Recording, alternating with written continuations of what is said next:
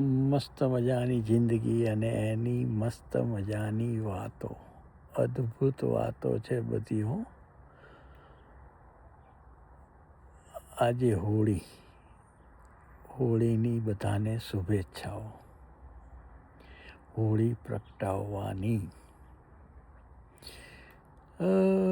જીવનમાં પૈસા કમાઈ લીધા, વધતા ઓછા પ્રમાણમાં, કોઈને જરૂર કરતાં વધારે મળ્યા, કોઈને જરૂરિયાત જેટલા મળ્યા, કોઈકને જરૂરિયાત કરતાં ઓછા મળ્યા. પછી વાત આવી સ્વાસ્થ્યની, પોતાનું શરીર, પોતાની તબિયત. તો એ પણ નિયમિત સવારે ઉઠીને પ્રાર્થના કરીને બાગમાં ચાલવા જવાનું, અનુકૂળતા હોય તે કસરત કરવા માટે જુદા જુદા સ્થળોએ પહોંચી જાય. પોતાનું શરીર સરસ રાખવા માટેની, ખાવા માટેની પણ સાચવણી અને શરીરને તંદુરસ્ત રાખવા માટેની પણ બધી વ્યવસ્થા કરી લીધી. નક્કી કર્યા પ્રમાણેના આંકડાકીય રમતો જે નક્કી કરવામાં આવી કે લોહીનું દબાણ, બ્લડ પ્રેશર 120/80 હોવું જોઈએ, સુગર આટલી હોવી જોઈએ, જમ્યા પહેલાં, જમ્યા પછી, કોલેસ્ટ્રોલ સારું અને ખરાબ કયું વધારે છે એને ઘટાડો, જે ઓછું છે એને વધારો. આ બધા જ પ્રયત્નો થઈ ગયા. બધા જ નક્કી કરેલા માપ પ્રમાણેના બધા જ રિપોર્ટ બરાબર સરસ આવી ગયા, એકદમ અદ્ભુત. જો આ નક્કી કોણે કર્યું? આપણે જ નક્કી કર્યું. દુનિયા માટે એક સરખું વલણ, દુનિયા માટે એક સરખા આંકડા, આખી દુનિયા ઉપર એક કરન્સી નક્કી નથી કરી શકતા. આખી દુનિયામાં દરેક દેશની પોતાની કરન્સી, એ રીતે પોતાનું હવામાન, એ રીતે પોતાના ખોરાક.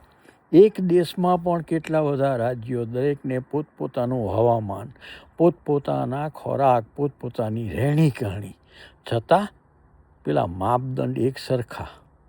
ચાલો એ પણ માની લીધું, કાંઈ વાંધો નથી, બધું જ એના પ્રમાણે, બધું જ સરસ. પણ ગુસ્સો આવે છે, રાગ દ્વેષ છે, હજી પેલી લુચ્ચાઈ અને નફટાઈ છે, તો જીવન જીવવાની મજા નહીં આવે.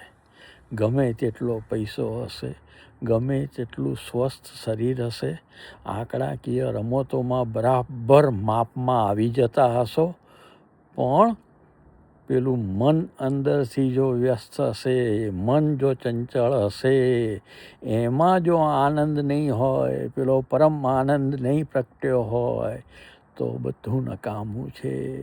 નાની નાની બાબતોમાં ગુસ્સો આવી જાય, નાની નાની બાબતોમાં અદેખાઈ આવી જાય, દરેક વાતે ક્યાંક ને ક્યાંક કોઈકના માટેની વાતો, અણગમતી વાતો, પોતાને ગમતું ન થાય તો સ્વીકારી શકાય નહીં. બહુ નાની નાની વાત છે હો. સ્વસ્થ રહેવાની વાત છે.